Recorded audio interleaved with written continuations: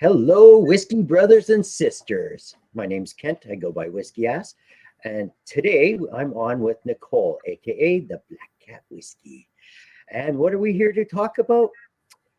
Well, we just had the MS Whisky Fest here in Edmonton after a 3-year hiatus. Nicole, what are your thoughts about this? Well, it was great to see it and it was great to see people, but there were a lot of things going through our heads. Gee. Hmm. Let's start on the high notes. It was, like you said, 3 years. So we've got to start with the positive, and it was the fundraiser for the MS Society. So that is always the bonus, and the hard work that Steve goes through to put this festival on is fantastic.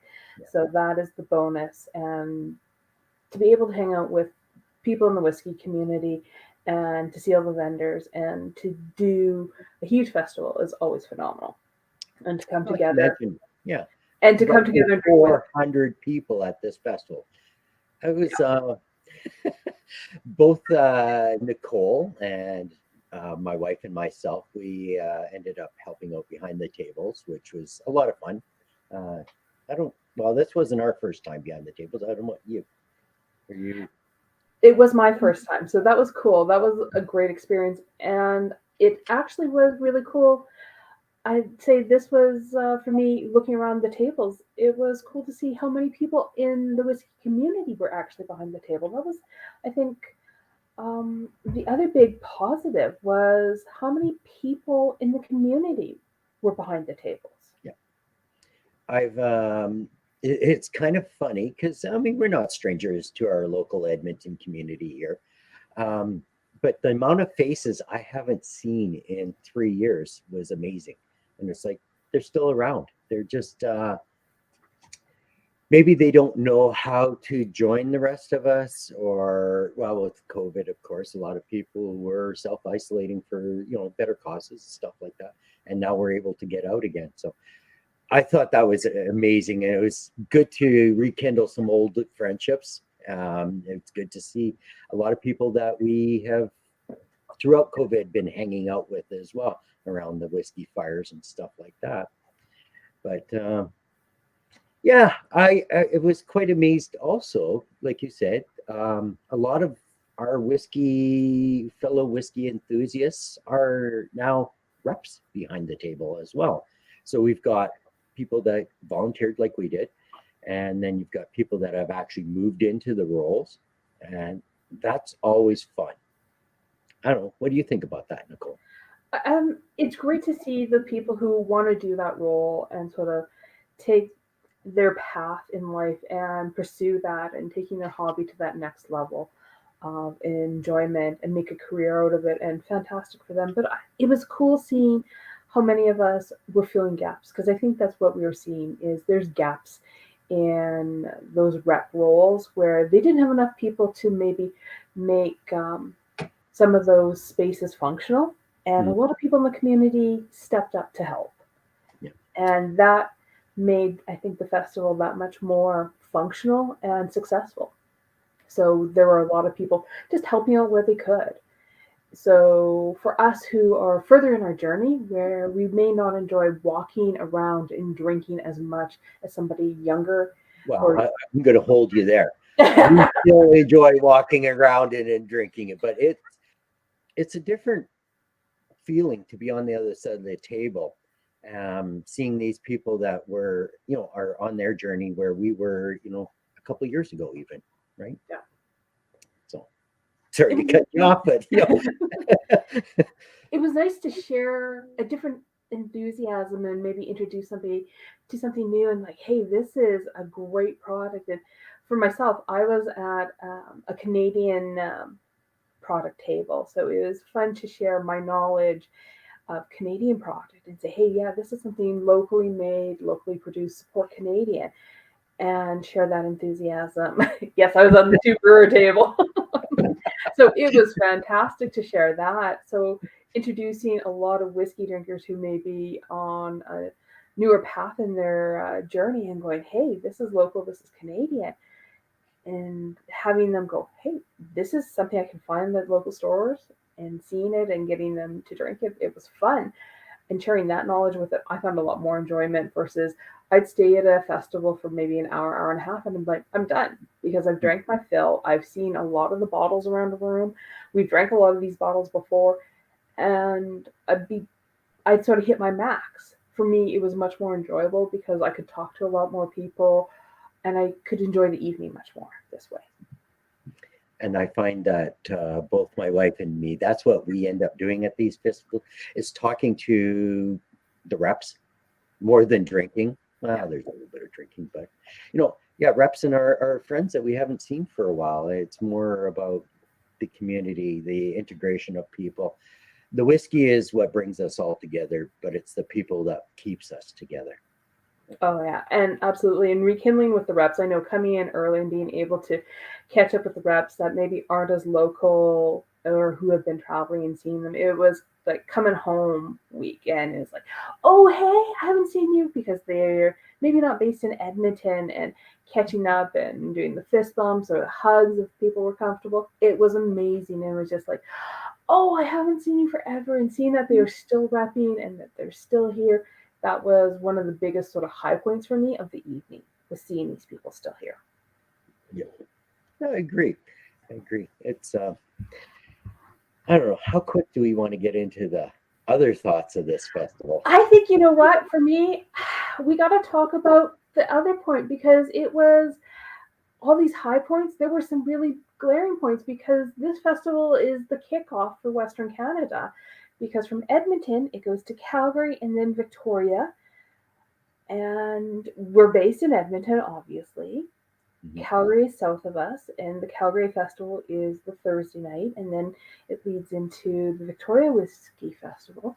And we all watch Instagram, we watch the Facebook post, and we saw some big holes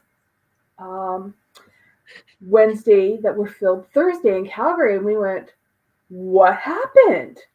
Because there were some missing people in Edmonton that were very present in Calgary. And And it was a bit of a shock. yeah, yeah.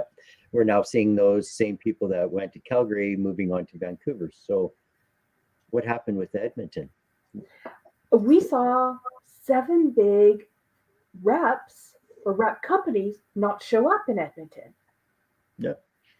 And yeah, just because we're, oh, I'm the whiskey ass. So we're going to just name shame these guys a little bit and ask them why they aren't here. What was wrong with the Edmonton Whiskey Festival that these people decided to bypass it? It's not like the tables were expensive. I do believe it was a donation of a bottle to the silent auction because this is just a fundraiser. Tables were free other than the bottle. Am I correct? That's as far as I know. We know community members stepped up to fill gaps to help where reps may have been short of hands or people to help pour. So it wasn't so much a people space. And I know when we step up, we all have ProServe cards. So it's not a matter of we weren't sort of legal. We all have our AGLC ProServe cards. So we are very much appropriate people to be pouring. So we have been certified to pour. So if AGLC ever came in and said, hey, do you have your cards? We all can pull cards out to do this.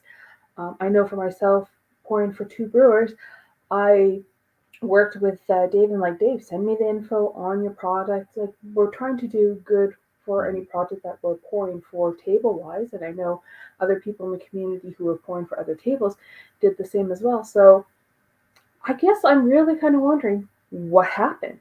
Yeah. It's talking to some of the local stores around Edmonton. They have mentioned that some of these big brands, they have not seen a rep in not days, not months, years. And I'm like, leads me to believe that, hey, we don't really need reps. They're using all the influencers to promote their brand. We can save some money and make more billions because now we're just dropping the people that support us on the ground and using free. Oh, here's a bottle for your payment.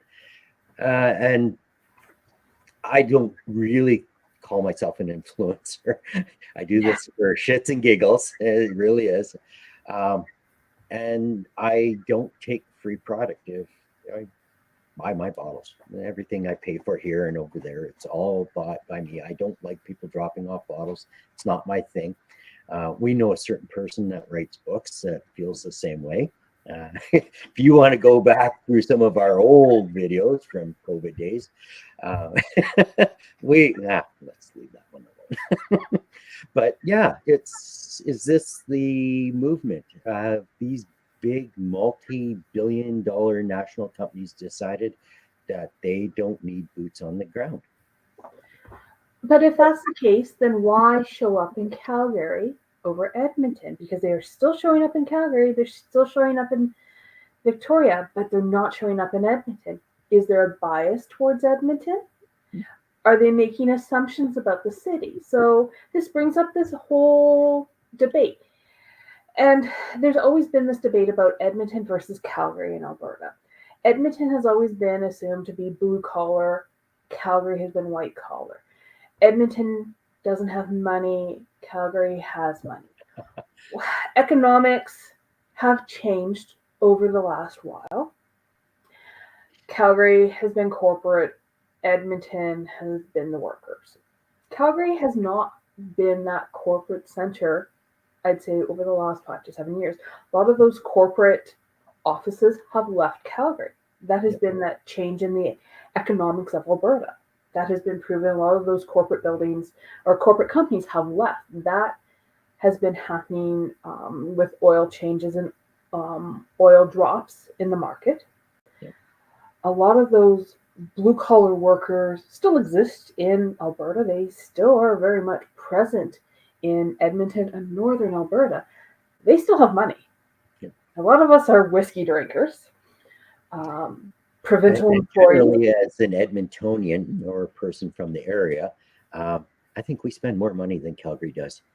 Well, and that's the other thing that leaves me scratching heads. A lot of us who are based in Edmonton and northern Alberta were forced to shop south. Like we're forced to ask for bottles to be brought north from Calgary, or hey, who's going to Calgary? Can you go get bottles at an X store or Y store in Calgary? Or who's doing a run to Calgary? Can you pick up this bottle? Or we make deals with stores in Calgary, say, hey, can you put this on hold? Someone will be buying 3 months to pick it up. And this puzzles me. I'm like, have we bought into this and have we been complicit to this behavior? And have these big companies just made us accept this? And then like, do we need to question this a little bit more? Well, I think we just need to make more people aware of it and do some changes. Well, like I said, it made me question as we're looking around the room. And I know that evening I reached out to a couple reps and sort of said, hey, why aren't you in the room? Why don't you have somebody else in the room? I'm pouring. Why don't I see you? Why don't I see your bottles? And a couple of them sort of dodged me. A couple of them said, hey, you know what? We're short of people. Like, well, there's other people who'd love to come and pour. You know what? We're not asking for money to pour. Get us in. We don't need cash. Get us in. Give us that hour to walk around during VIP to chat at people. Yep. Yeah, exactly. It's, I know I make enough money at my real job. I don't need to make money at pouring. No, I just want to be able to chat and catch up. Hey, let me have a dram here, dram there, and I'm happy. Yep, exactly. That's what it comes down to, is the enjoyment and the socialization of what whiskey is. And hey, I get to taste that. Oh, that's new.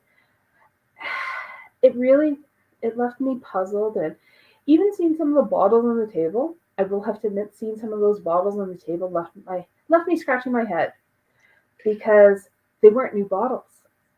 There was a lot of regular release stuff, which in the past we've been pretty spoiled.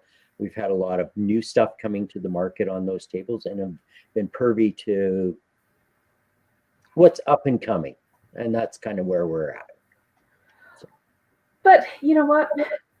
The last couple of years of being stuck at home, being isolated, having the opportunity to connect only through the internet, doing Zooms, everything, and not being able to go and taste and seeing, hey, this is that first festival. I was hoping, I had hopes for bottles, and for some of those VIP pours, some of them being a 3-year-old bottle, some of them being an 8-year-old bottle. Some of them being common stock. Yeah. Well, Nicole, you know what? This has been our first live video in a couple years now, and we're just over the 15-minute mark. So let's not bore everybody.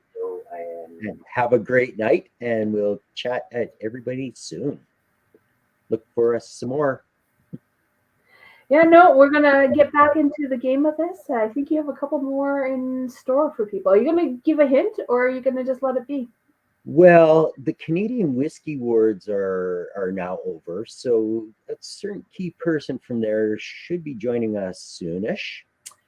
We have an author out of the U.S. With direct ties to Scotland that we'll be seeing like real soon, hopefully. And there's a couple more sitting on the back burner that we've just got to line up and set dates for. So we've got some interesting things coming back. And one of those authors actually is probably going to get us a little bit of a preview into the 1800s and whiskey, what happened up to that point. So stay tuned. See you Sounds soon. like fun. Bye. Bye bye.